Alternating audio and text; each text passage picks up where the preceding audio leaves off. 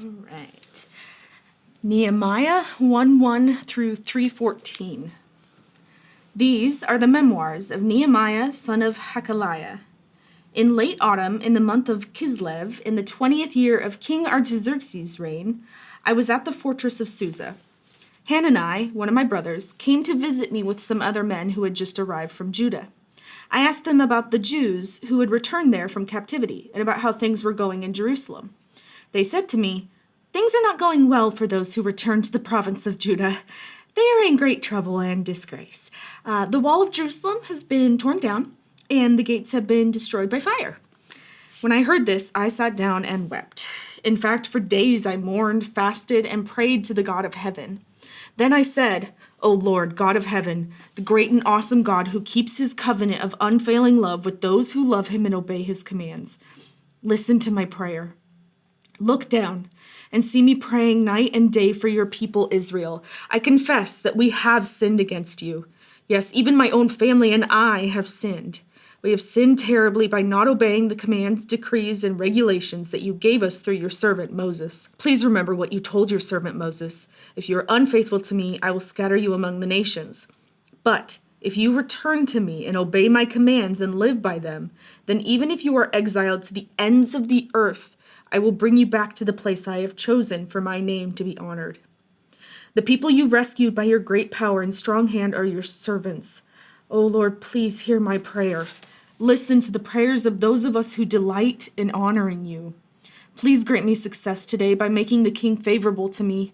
Put it into his heart to be kind to me." In those days, I was the king's cupbearer. Early the following spring, in the month of Nisan, during the 20th year of King Artaxerxes' reign, I was serving the king his wine. I had never before appeared sad in his presence.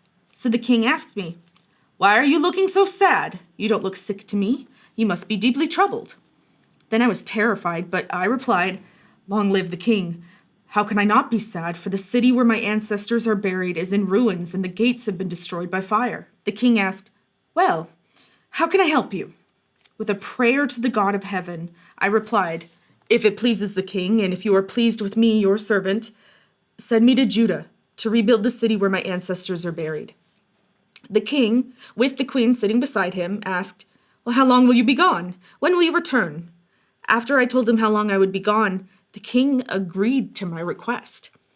I also said to the king, "If it please the king, let me have letters addressed to the governors of the province west of the Euphrates River, instructing them to let me travel safely through their territories on my way to Judah. And please give me a letter addressed to Asaph, the manager of the king's forest, instructing him to give me timber.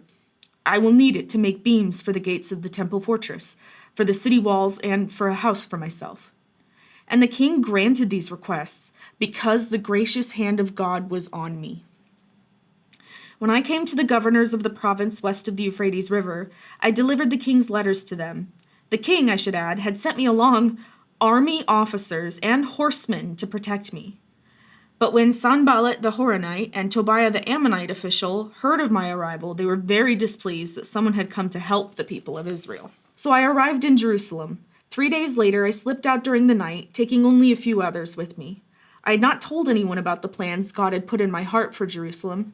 We took no pack animals with us except the donkey I was riding. After dark, I went out through the valley gate, past the jackal's well, and over to the dung gate to inspect the broken walls and burned gates. Then I went to the fountain gate and to the king's pool, but my donkey couldn't get through the rubble. So though it was still dark, I went up the Kidron Valley instead, inspecting the wall before I turned back and entered again at the valley gate.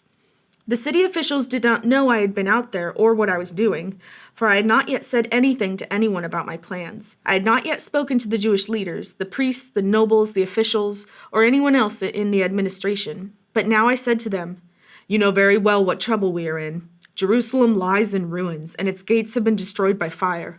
Let us rebuild the wall of Jerusalem and end this disgrace." Then I told them about how the gracious hand of God had been on me and about my conversation with the king. They replied at once, "Yes, let's rebuild the wall." So they began the good work. But when Sanballat, Tobiah, and Geshem the Arab heard of our plan, they scoffed contemptuously. "What are you doing? Are you rebelling against the king?" they asked. I replied, "The God of heaven will help us succeed. We, his servants, will start rebuilding this wall. but you have no share, legal right, or historic claim in Jerusalem." Then Eliashib the high priest and the other priests started to rebuild at the sheep gate. They dedicated it and set up its doors, building the wall as far as the Tower of the 100, which they dedicated, and the Tower of Hananel. People from the town of Jericho worked next to them, and beyond them was Zakur, son of Imri. The fish gate was built by the sons of Hassanah. They laid the beams, set up its doors, and installed its bolts and bars. Meremoth, son of Uriah and grandson of Hakaz, repaired the next section of wall. Beside him were Meshullam, son of Berechiah, and grandson of Meshezabel. Then Zadok, son of Bana.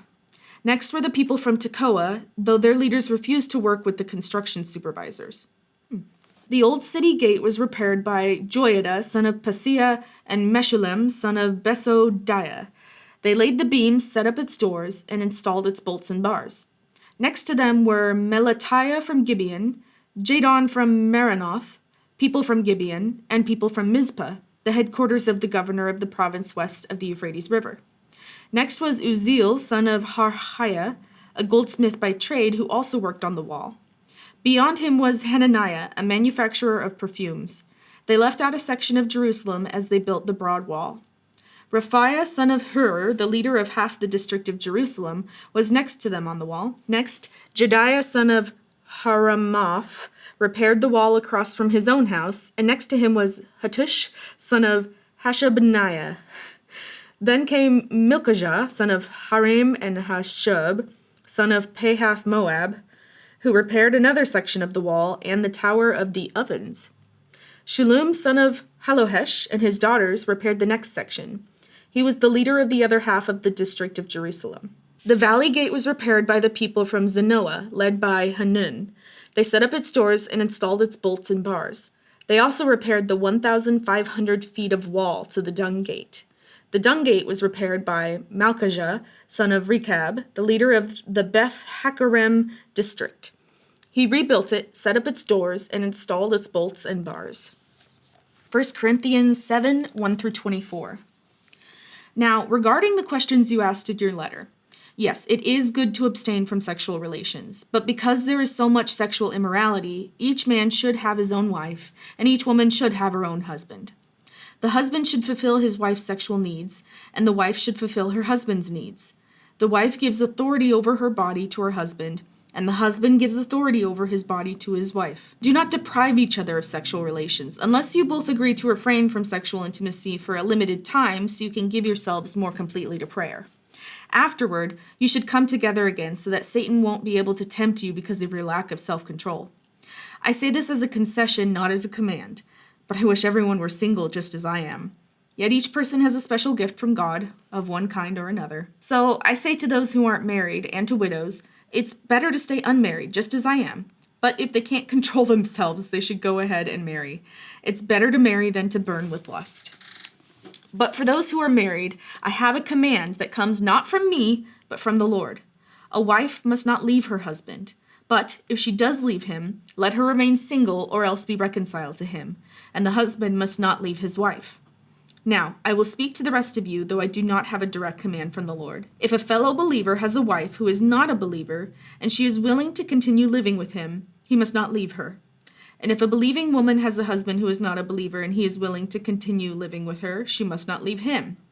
For the believing wife brings holiness to her marriage, and the believing husband brings holiness to his marriage. Otherwise, your children would not be holy, but now they are holy. But if the husband or wife who isn't a believer insists on leaving, let them go. In such cases, the believing husband or wife is no longer bound to the other, for God has called you to live in peace. Don't you wives realize that your husbands might be saved because of you? And don't you husbands realize that your wives might be saved because of you? Each of you should continue to live in whatever situation the Lord has placed you, and remain as you were when God first called you. This is my rule for all the churches. For instance, a man who was circumcised before he became a believer should not try to reverse it. And the man who was uncircumcised when he became a believer should not be circumcised now, for it makes no difference whether or not a man has been circumcised. The important thing is to keep God's commandments. Yes, each of you should remain as you were when God called you. Are you a slave? Don't let that worry you. But if you get a chance to be free, take it. And remember, if you were a slave when the Lord called you, you are now free in the Lord. And if you were free when the Lord called you, you are now a slave of Christ. God paid a high price for you, so don't be enslaved by the world. Each of you, dear brothers and sisters, should remain as you were when God first called you. Psalm 31:19-24. How great is the goodness you have stored up for those who fear you. You lavish it on those who come to you for protection, blessing them before the watching world. You hide them in the shelter of your presence, safe from those who conspire against them.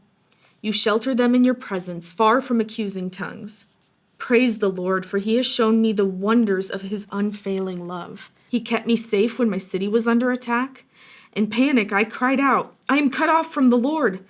But you heard my cry for mercy and answered my call for help. Love the Lord, all you godly ones, for the Lord protects those who are loyal to him, but he harshly punishes the arrogant. So be strong and courageous, all you who put your hope in the Lord. Proverbs 21:4. Haughty eyes, a proud heart, and evil actions are all sin.